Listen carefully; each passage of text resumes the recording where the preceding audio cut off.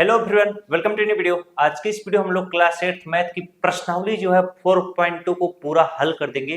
तो वीडियो को एकदम शुरू से लेकर अंत तक देखना, हर एक प्रश्न आपको समझाऊंगा, इतना बेहतरीन तरीका से समझाऊंगा, सब कुछ समझ में आ जाएगा। अब कुछ बालक सोच रहा होगा गुरुजी आज पगड़ी काहे बने, क्योंकि मैं एक जगह से बाइक से आया था और बाल वोल एकदम झरा ही नहीं रहा है, बहुत झाड़ रहा है, झरा ही नहीं रहा है, तो हम सोचे पगड़ी बांध के पढ़ा दें। और लाइट आज बहुत ज्यादा लगा, इसलिए आज चश्मा भी लगा पढ़ाएंगे, ठीक है। तो आपके चैप्टर का नाम क्या है? चैप्टर 4 आंकड़ों का प्रबंधन। और इस प्रश्नावली में काफी सारे प्रश्न हैं, प्रश्नों को एकदम बेहतरीन तरीका से समझाया जाएगा, जिससे बालक आपको समझ में आ जाए और आप हर एक प्रश्न क्या कर सको, आराम से कर सको, कोई दिक्कत या तकलीफ ना हो, ठीक है। अब यहाँ पर देखो, पहला प्रश्न आपसे पूछ रहा है, इन प्रयोगों में आप जो परिणाम देख सकते हैं उन्हें क्या करना है? लिखना है। अब आपको कुछ प्रयोग करने को देगा, बस उस प्रयोग से जो परिणाम यानी जो दिमाग में आपके आएगा उसको देखकर वही चीज बस आपको लिखना है। जैसे मैं बोलूं ये क्या है, तो आप कहोगे कलम, तो इसका मतलब बस हमको कलम, यह क्या है नीचे लिख देना है, यह कलम है बस। अब इसका प्रयोग देखो क्या कर रहा है। अब बोला है पहिए को घुमाना है, अगर आप इस पहिए को इस तरीके से घुमा देते हो तो यह इसी तरह से नाचेगा, जब नाचेगा तो नाच के रुकेगा, तो इसमें खुद तीर लगा है, ठीक है। गेम वोम खेलो कि नहीं, तो अब इस तीर के सामने या तो बी आ सकता है, या तो ए आ सकता है, या तो डी आ सकता है, या तो सी। तो यहाँ पर ए का उत्तर बराबर लिखिएगा, क्या परिणाम आ सकता है? या तो भाई साहब ए आ सकता है, या तो हमारा बी आ सकता है परिणाम, या तो हमारा सी आ सकता है, या तो डी आ सकता है, बस। अब इससे ज्यादा तो इसमें कुछ है नहीं कि तीर उस पे रुके, तो बस यही चीज बताना है, इससे ज्यादा कुछ आपको बताना नहीं है। एक प्रकार का चक्री है, उस चक्री पे ए लिखा है, बी लिखा है, सी लिखा है, डी लिखा है। अब ए 2 बार लिखा है तो उसको हम एक बार ना ए बोलेंगे, ठीक है। अगर इस चक्री को आप ऐसे नचाओगे तो ये गन गन गन गन घूमेगा, तो जब घूमेगा तो धीरे धीरे स्लो होगा, स्लो होकर रुकेगा, तो ये तीर या तो बी पे रुक सकता है, या तो सी पे, या तो ए पे, या तो डी पे। तो भाई यही परिणाम बस आपको लिखना है। तो ये ए बी सी डी, ये इसके उत्तर क्या होंगे, कितने परिणाम होंगे? 1 2 3 4 परिणाम हो सकते हैं। आगे देखो बी वाला क्या बोलना है। बी वाला बोलना है, इसके नीचे आप इस तरीके से उत्तर लिखेगा, 2 सिक्कों को एक साथ उछाल दो। 2 सिक्का है, 2 सिक्का जानते हो, 2 ठो सिक्का ले लो, 1 रुपया का, ठीक है। अब चाहे जे रुपया का ले लो, चाहे 1 रुपया का ले लो, चाहे 2 रुपया का, चाहे 5 रुपया का ले लो।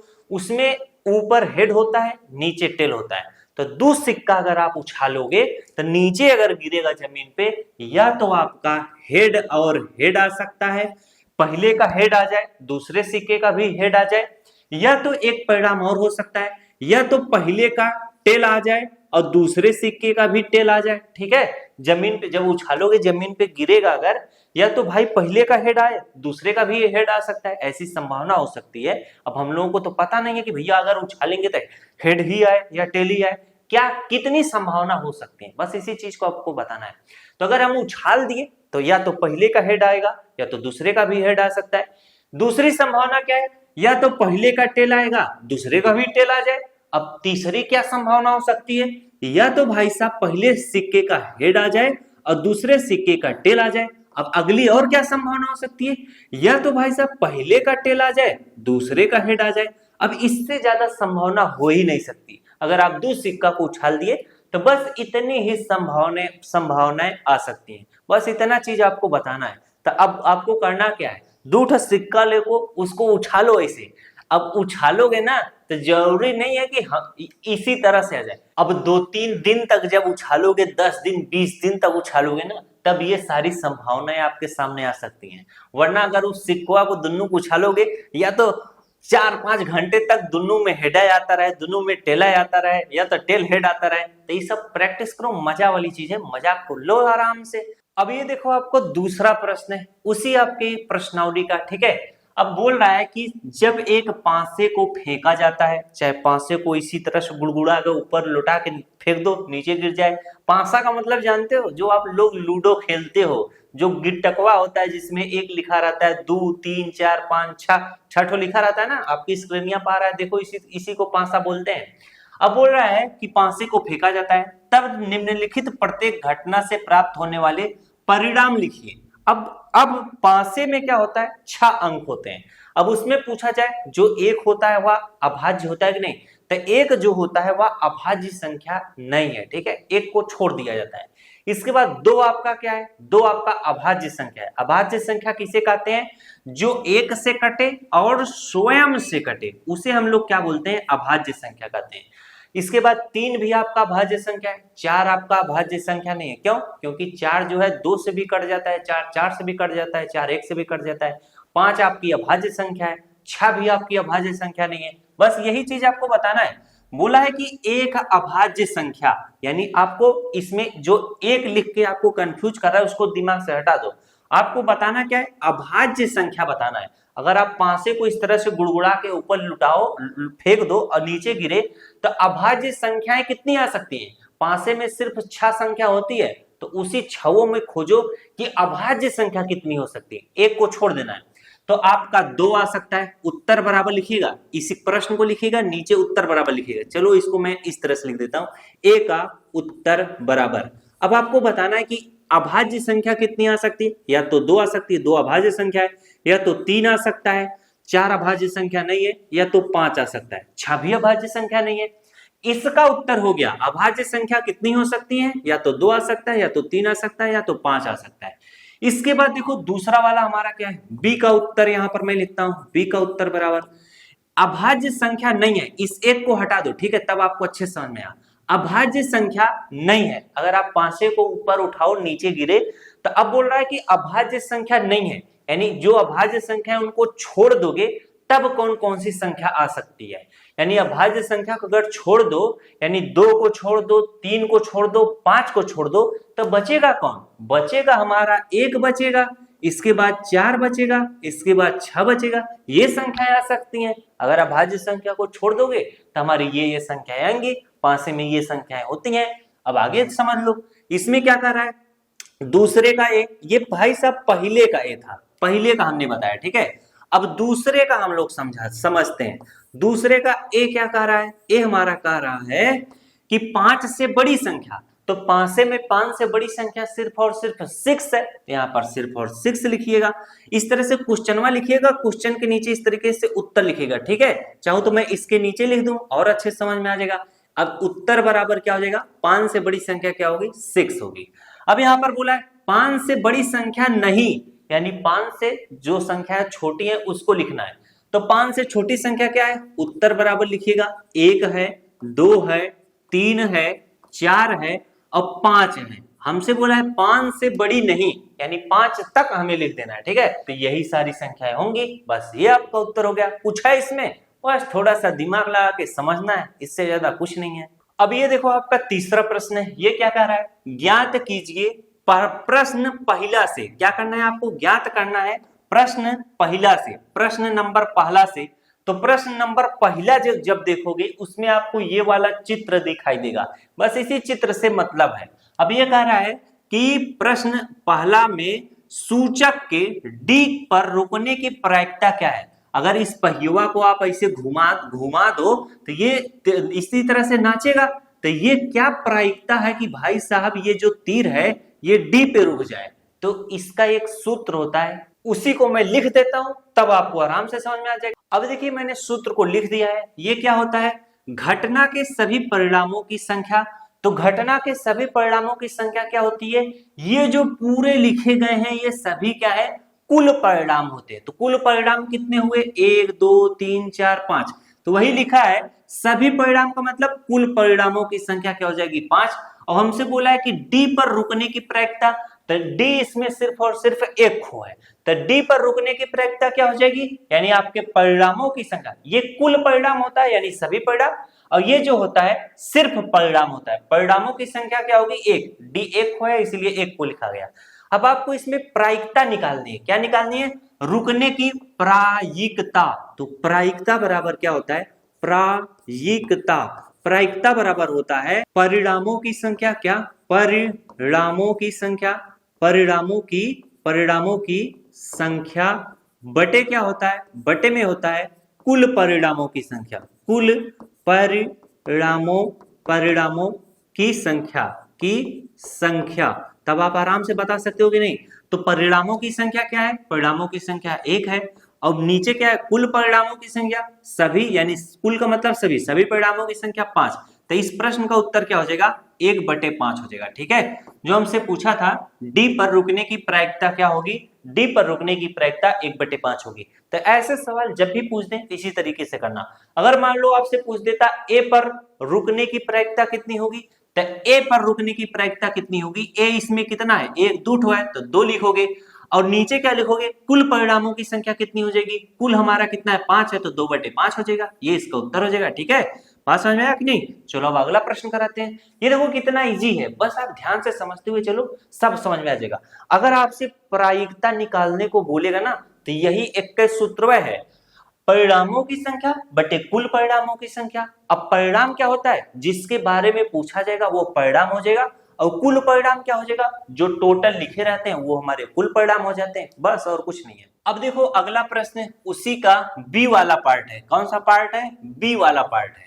अब ये क्या कर रहा है, अच्छी प्रकार से फेंटी हुई 52 ताशों की एक गड्डी से एक इक्का प्राप्त करने की प्रायिकता क्या होगी। ताश का पत्ता देखे हो, ताश में कुल कितने पत्ते होते हैं, 52 पत्ते होते हैं, और उसमें इक्के के कितने पत्ते होते हैं, इक्के के 4 पत्ते होते हैं। तो इसमें जो पक्ष परिणाम होगा वो कौन सा होगा, परिणामों की संख्या कितनी हो जाएगी, 4, और कुल परिणाम क्या हो जाएगा, कुल का मतलब 52 पत्ता है तो कुल परिणाम 52, बस यही आपको लिखना है, इससे ज्यादा कुछ आपको करना नहीं है। तो यहाँ पर बी का उत्तर बराबर लिखोगे, उत्तर बराबर लिखोगे प्रायिकता, प्रायिकता हमसे प्रायिकता ही पूछ रहा है, तो प्रायिकता बराबर क्या हो जाएगा हमारा पक्ष परिणाम, पक्ष परिणाम, पक्ष परिणाम बटे क्या हो जाएगा कुल परिणाम, क्या कुल परिणाम, कुल परिणाम।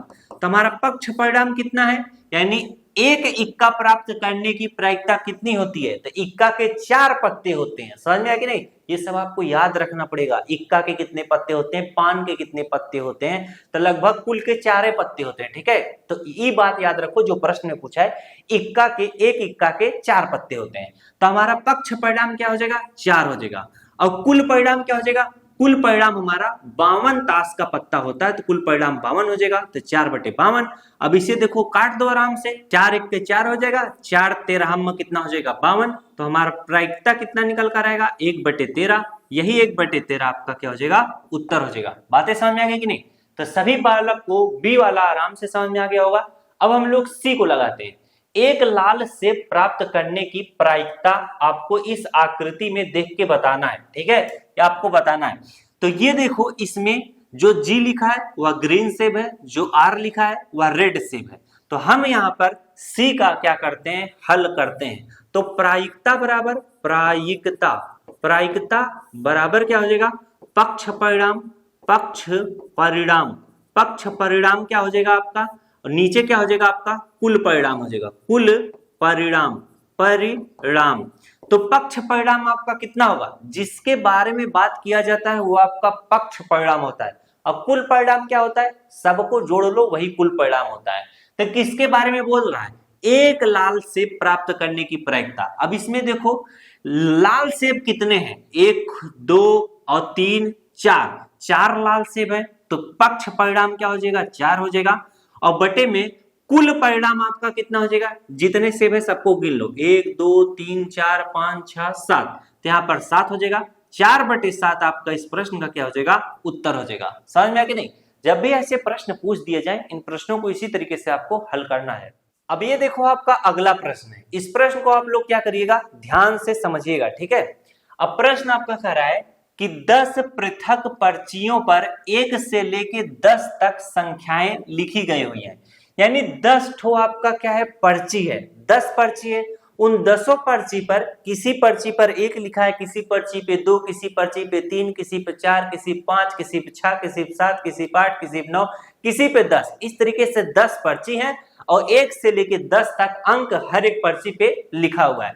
अब उन पर्चियों को क्या करेगा, मिक्स कर देगा। आगे पढ़ते हैं, आगे बोल रहा है उन्हें एक बॉक्स में रखकर अच्छी तरह से मिला दिया जाता है, बॉक्स के अंदर से बिना देखे एक पर्ची को निकाली जाती है, निम्नलिखित की प्रायिकता ज्ञात करनी है। अब अगर एक बक्सा में सभी को मिक्स करके डाल देगा और मैं आपको बोलूं उसमें से एक पर्ची निकालो, तो आपको क्या पता रहेगा कि कौन सी पर्ची पे क्या लिखा है, नहीं, तो बस उसी की प्रायिकता निकालनी है। तो इसमें कुल परिणाम कितने हो जाएंगे? 10 हो जाएंगे, क्योंकि 10 पर्ची है तो कुल परिणाम 10 हो जाएंगे। अब जिसके बारे में पक्ष परिणाम जो भी बोलेगा बस उसी को वही पक्ष परिणाम हो जाएगा, कुल परिणाम हमेशा नीचे 10 लिखा जाएगा। अब चलो इस प्रश्न को हल करते हैं। पहले का उत्तर बराबर पहले लिख लो। अब इसमें पक्ष परिणाम पहले लिख लो, पक्ष परिणाम, पक्ष परिणाम, और नीचे लिख लो कुल कुल परिणाम। ठीक है, कुल परिणाम, ये अपने मन से इतना लिख लो। अभी बताता हूं क्या क्या लिखा जाएगा। इसके बाद प्रायिकता लिख लो, प्रायिकता, प्रायिकता बराबर के, इसको इधर लिखते हैं, ठीक है, तब सही रहेगा। प्रायिकता, प्रायिकता बराबर क्या होता है? प्रायिकता बराबर होता है पक्ष पक्ष परिणाम, पक्ष परिणाम बटे क्या होता है? कुल कुल परिणाम होता है, कुल परिणाम। अब यहां पर देखो पहला प्रश्न बोला है संख्या छाप प्राप्त करना है। अगर संख्या छाप प्राप्त करना है तो पर्ची पे तो 6 लिखा रहेगा, किसी पर्ची पे 7, किसी पर्ची पे 8, किसी पर्ची पे 9, किसी पर्ची पे 5, किसी पर्ची पे 1, किसी पर्ची पे 2, इस तरीके से लिखा है, किसी पर्ची पे 10। अब यहां पर देखो पहले वाले में पूछा है संख्या छाप प्राप्त करना है। अगर संख्या छाप प्राप्त करना है तो भैया एक खो है ना, सब एक एक खो है, चाहे 1 2 3 4 5 6 सब एक एक खो है, एक एक के पर्ची करके डाला गया। ठीक है, तो जब भी बोलेगा संख्या 6 अगर प्राप्त करना तो उसकी प्रायिकता क्या होगी? तो भैया संख्या 6 जो है एक पर्ची पे लिखा है, तो यहां पर हमेशा क्या लिखोगे? 1 लिखोगे, और कुल परिणाम आप क्या लिखोगे? 10 लिखोगे। तो जब आप प्रायिकता निकालोगे तो पक्ष परिणाम क्या हो जाएगा? 1, और कुल परिणाम क्या हो जाएगा? 10। 1/10 आपकी यही क्या हो जाएगी? उत्तर हो जाएगा, और यही आपका क्या हो जाएगा? प्रायिकता हो जाएगी। अब आपसे दूसरा पूछ रहा है 6 से छोटी एक संख्या प्राप्त करना है। तो यहां पर हमें क्या कर देता हूं? 2 नंबर डाल के लिख लेता हूं, 2 नंबर। तो यहां पर देखो पक्ष पक्ष परिणाम, पक्ष परिणाम, और नीचे लिख देता हूं कुल कुल परिणाम, कुल परिणाम, और इधर लिख देता हूं प्रायिकता, प्रायिकता। प्रायिकता बराबर क्या होता है? पक्ष परिणाम, पक्ष परिणाम, परिणाम बटे क्या होता है? कुल परिणाम। क्या? कुल परिणाम, कुल परिणाम। तो यहां पर जरा ध्यान दो, ये जो 1 लिख देता है इसको हटा दो। 6 से छोटी ये संख्या प्राप्त करना है, तो 6 से कितनी छोटी संख्या होंगी? 6 से छोटी संख्याएं 1 होगी, 2 होगी, 3 होगी, 4 होगी, 5 होगी, 5 होगी। तो 6 से छोटी, तो पक्ष परिणाम क्या हो जाएगा? 1 हो जाएगा, 2 हो जाएगा, 3 हो जाएगा, 4 हो जाएगा, 5 हो जाएगा। इसके बाद कुल परिणाम आपका क्या हो जाएगा? 10 हो जाएगा। तो पक्ष परिणाम कितने हैं? 1 2 3 4 5, तो पक्ष परिणाम यहाँ पर 5 लिखोगे। कुल परिणाम आपके कितने हैं? 10 हैं, तो काट दो, 5 1 के 5, 5 दूनी 10। आपकी प्रायिकता कितनी निकल कर आएगी? 1/2। यह आपका क्या हो जाएगा? उत्तर हो जाएगा। तो जब भी ऐसा प्रश्न आप पूछेगा सेम इसी तरीके से आप इनको हल करिएगा। अब हम लोग क्या करते हैं? इसका तीसरा वाला हल करते हैं। तीसरा क्या कह रहा है? तीसरा कह रहा है, यहां पर लिख देता हूं तीसरे का उत्तर। ठीक है, तीसरे का उत्तर बराबर। अब यहाँ पर 6 से बड़ी संख्या प्राप्त करना है। एक आपको कंफ्यूज करने के लिए देता है, एक इसलिए देता है क्योंकि जो संख्या है वो एक एक करके। ठीक है, अब यहाँ पर देखो 6 से बड़ी संख्या प्राप्त करना है, तो सबसे पहले यहाँ पर लिख लो पक्ष परिणाम। चलो यहाँ पर मैं पढ़ा रहा था, वो वीडियो रुक गया, तो इस प्रश्न को समझो फिर से। तीसरा वाला जो है 6 से बड़ी संख्या प्राप्त करना है, तो कुल संख्या 10 है, तो 6 से बड़ी संख्या कौन कौन सी होती है? 6 से बड़ी संख्या 7 होगी, 8 होगी, 9 होगी और 10 होगी। अब यहाँ पर कुल परिणाम कितना होगा? 10 होगा। इसी तरीके से बस आपको समझना है। तो पक्ष परिणाम कितने हैं? 1 2 3 4, तो यहाँ पर हम क्या लिखेंगे? 4 लिखेंगे। बटे में कुल परिणाम आपका कितना है? 10 है। इसे काटोगे, 2 दूना 4, 2 पंचे 10। आपका उत्तर कितना निकल कर आएगा? 2/5। ठीक है, यह आपका उत्तर होगा। तो जो आपकी प्रायिकता है वो कितनी होगी? 2/5 होगी। अब आपका देखो चौथा है, बोला है कि एक अंक की संख्या प्राप्त करना है। अब 1 से लेके अगर 10 तक देखोगे तो एक अंक की संख्या कौन कौन सी होंगी? 1 होगा, 2 3 4 5 6 7 8 9, लेकिन जो 10 है वह 2 अंक की संख्या है। यहाँ पर चौथे का हम लोग क्या करते हैं? हल करते हैं। चौथे का उत्तर बराबर क्या हो जाएगा? पक्ष पक्ष परिणाम, पक्ष परिणाम। बोला है कि एक अंक की संख्या आपको प्राप्त करना है, तो एक अंक की संख्या कौन सी होगी? 1 होगा, 2 होगा, 3 होगा, 4 होगा, 5 होगा, 6 होगा, 7 होगा, 8 होगा और 9 होगा। 10 नहीं होगा, 10 2 अंक की है। अब यहाँ पर कुल परिणाम क्या हो जाएगा? कुल परिणाम, कुल परिणाम हमेशा क्या होगा 10 ही होगा, ठीक है। इसके बाद प्रायिकता आपको निकालना है, प्रायिकता बराबर क्या होता है पक्ष परिणाम, पक्ष परिणाम, पक्ष परिणाम बटे क्या होता है कुल, कुल परिणाम, कुल परिणाम। तो पक्ष परिणाम आपके कितने हैं, पक्ष परिणाम आपके 9 हैं और कुल परिणाम आपके 10 हैं, 9/10। तो 9/10 इसकी क्या होगी प्रायिकता होगी। यह आपका क्या होगा इस प्रश्न का उत्तर होगा।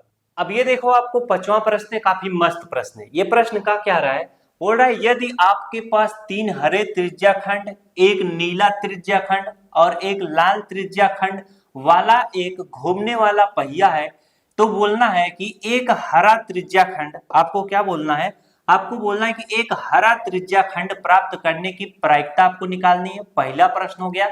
इसके बाद बोल रहा है ऐसा त्रिज्याखंड प्राप्त करने की प्रायिकता क्या होगी जो नीला न हो। यह आपका दूसरा प्रश्न बन गया। तो आपको मैं पहला प्रश्न समझाता हूं, पहले प्रश्न का उत्तर नोट करना। बोला है यदि आपके पास 3 हरे त्रिज्याखंड है, तो यहां पर लिख लो 3 हरे हैं, 3 हरे हैं। इसके बाद एक आपका क्या है, एक आपका नीला है। इसके बाद और आपका क्या, एक आपका लाल है, एक आपका लाल है। तो हमसे बोला है एक लाल त्रिज्याखंड वाला, एक घूमने वाला पहिया है, तो एक हरा त्रिज्याखंड प्राप्त करना है। तो हरे कितने हैं, ये पूरा कितना है देखो, जब हमसे कुल हमसे परिणाम की बात करेगा तो कुल परिणाम हमारा कितना होगा, कुल परिणाम। तो कुल परिणाम हमारा कितना हो जाएगा, इन सभी को गिन लो कितने, 1 2 3 4 5। तो कुल परिणाम हमारा 5 हो जाएगा। हमसे बोला है कि एक हरा त्रिज्याखंड प्राप्त करने की प्रायिकता क्या होगी। तो यहाँ पर प्रायिकता बराबर लिखोगे, प्रायिकता, प्रायिकता बराबर क्या हो जाएगी, एक हरा त्रिज्याखंड। तो हरा त्रिज्याखंड कितने हैं, 3 ठो हैं, कितने हैं 3 ठो। तो हमारा जो पक्ष परिणाम हो जाएगा वो 3 हो जाएगा। और नीचे लिखा जाता है कुल परिणाम, कुल परिणाम हमारा 5 है, तब प्रायिकता हमारी कितनी हो जाएगी 3/5। ये हमारा क्या हो जाएगा, पहले का उत्तर हो जाएगा। इसके बाद यहीं पर हम लोग क्या करते हैं, दूसरे का भी उत्तर लिखते हैं, ठीक है। दूसरा हमसे बोला है ऐसा त्रिज्याखंड प्राप्त करने की प्रायिकता क्या है जो नीला ना हो। ये क्या है, नीला नहीं है, इसको छोड़ दो, बाकी इसकी हमको प्रायिकता निकालनी है। जो नीला ना हो, तो जो नीला नहीं है वो कितने हैं, 1 2 3 4 ठो हैं। तो यहां पर हम लिखेंगे पक्ष परिणाम क्या हो जाएगा, पक्ष परिणाम, पक्ष परिणाम हमारा कितना हो जाएगा 4 हो जाएगा। और कुल परिणाम हमारा कितना हो जाएगा, कुल परिणाम, कुल परिणाम हमारा कितना हो जाएगा 5 हो जाएगा, ठीक है। कुल परिणाम हमारा 5 हो जाएगा। तो प्रायिकता आराम से निकाल लो, प्रायिकता। तो प्रायिकता बराबर क्या हो जाएगा भाई, पक्ष परिणाम लिखा जाता है, नीचे कुल परिणाम लिखा जाता है, तो 4/5 इसकी क्या होगी प्रायिकता होगी। ये इस प्रश्न का उत्तर होगा। मजा आएगा नहीं समझ में, एकदम बेहतरीन तरीका से समझाया जाएगा तो क्यों नहीं समझ में आएगा। कुछ बालक को नहीं आता है बेचारे को, तो वीडियो को 2-3 बार देखेगा, बहुत ज्यादा लगाने का प्रयास करेगा तब समझ में आएगा। कुछ बच्चों को आप देखते हो बहुत तेज होते हैं, उनको भी नहीं समझ में आता है। जब तक 10 बार ना पढ़े, 5 बार ना पढ़े, 6 बार ना पढ़े, तब तक उसको नहीं समझ में आता है। बहुत से बच्चे, बहुत कम ऐसे होते हैं जिनको एक ही बार में सारी चीजें समझ में आ जाती होंगी, ठीक है। तो मेहनत करोगे तब आएगा, ठीक। अब ये देखो आपका 6वां प्रश्न है। इस प्रश्न को देखो, बोला है कि प्रश्न 2 में दी हुई घटनाओं की प्रायिकता ज्ञात कीजिए। बोला है दूसरे प्रश्न से, किससे बोला है, दूसरे प्रश्न 2 में दी हुई घटनाओं की प्रायिकता। जो आप प्रश्नावली को देखोगे, पहला प्रश्न दूसरा प्रश्न, ये दूसरे प्रश्न की बोल रहा है कि प्रायिकता ज्ञात करो। अब यहाँ पर हम लोग ज्ञात करते हैं, आराम से ज्ञात करते हैं। बोल रहा है कि जब एक पासे को फेंका जाता है, तो पासे को जब फेंका जाएगा तो उसमें कितनी गिनती होती है, 6 गिनती होती है।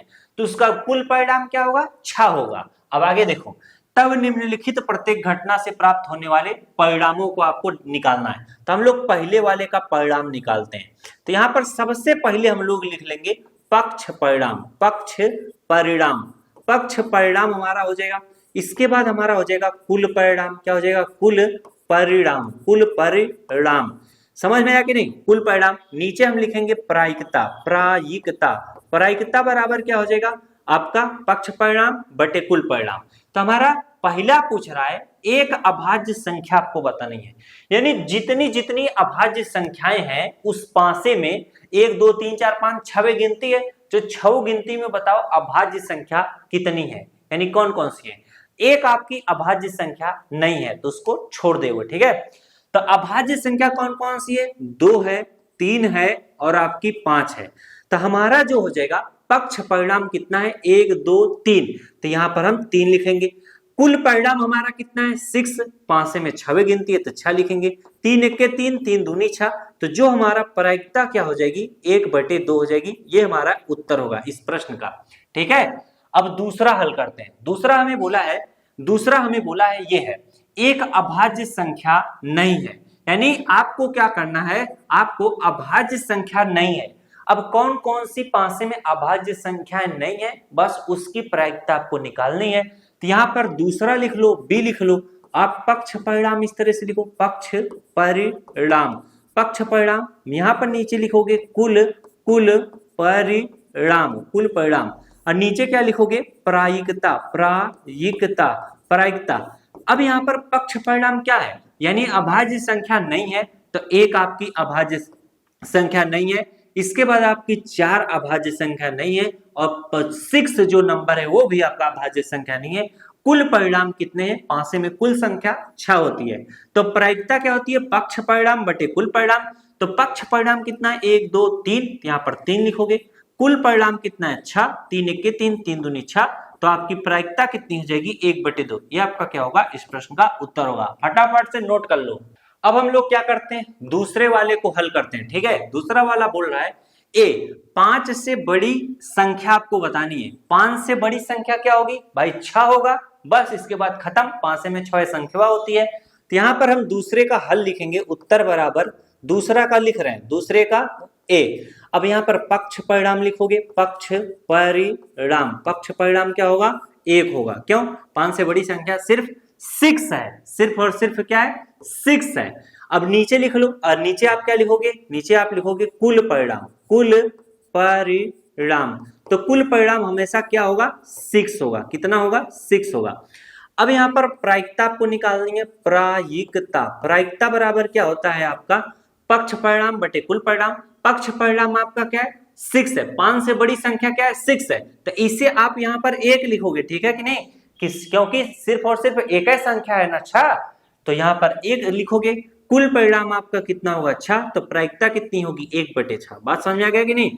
उसी तरीके से बी का उत्तर आप लिखोगे, बी का उत्तर बराबर क्या हो जाएगा पक्ष परिणाम, पक्ष परिणाम, पक्ष परिणाम बट इसके बाद आपका क्या होता है कुल परिणाम, कुल परिणाम।